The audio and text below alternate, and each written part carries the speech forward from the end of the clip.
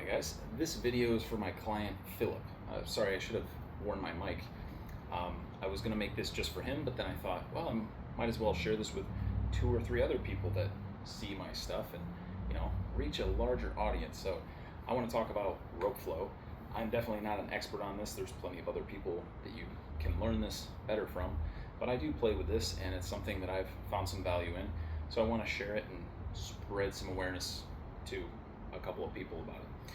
So this rope I actually got from Edward Troyce, ET Strength. He might have changed his brand, but anyway, it is a rope meant for rope flow.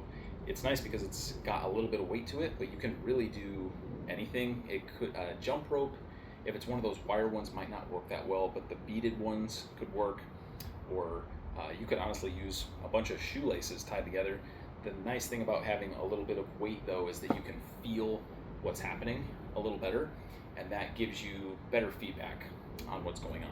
So I won't go a lot into specific techniques or anything. I just want to talk about the general practice of what this is about and why you should at least give it a shot. So this is an underhand figure 8 that I'm doing.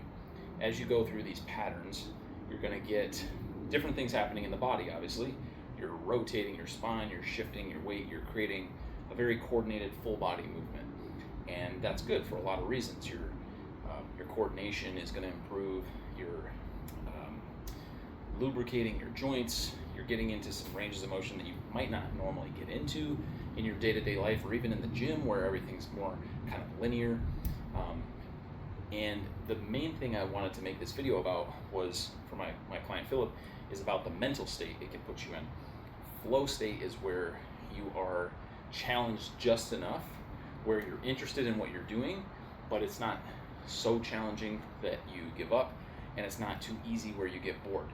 And with rope flow, it can scale up and down infinitely because you can always make it harder or easier. Once you learn a pattern, you can make it harder by going faster or by changing your stance, doing different footwork. You can learn new patterns. There's lots of different things that you can do once you have one pattern down. Again, I'm not the best person to learn this from, but I have played with it a little bit.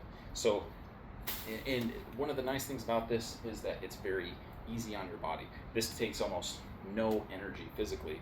You can make it hard if you want. You can make it very, very fast-paced, very aerobic, and you can incorporate jumps and changes of direction and all kinds of things. But it can also be incredibly easy and restorative. So you can just get your rope and turn it for 5 minutes, maybe even 1 minute, and get into this state of relaxed concentration where you're thinking about how you're moving and you're in your body. You're not thinking about, what do I have to make for dinner? Did I pay that bill? Whatever the case is, and you can just be in your body. So it's kind of a gateway to meditation in a way, and that's something that I think has a lot of benefit.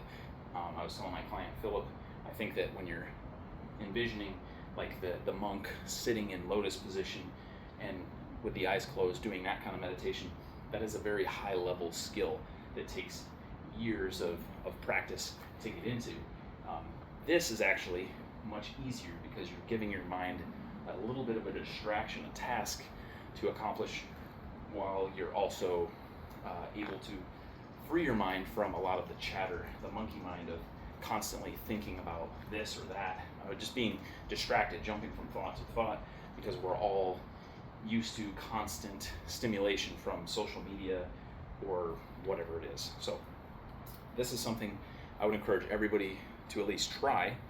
You don't need anything fancy. You just need a piece of rope and you can start turning it. Go on YouTube, check out some basic patterns there for free. You don't need to invest in a course. You don't need to pay somebody to get started. Just start turning the rope, and the rope will teach you a lot. If it hits you, that lets you know you're not doing it right. Keep refining, keep practicing, and have fun with it. Okay, that's it. Hope you guys enjoyed the video.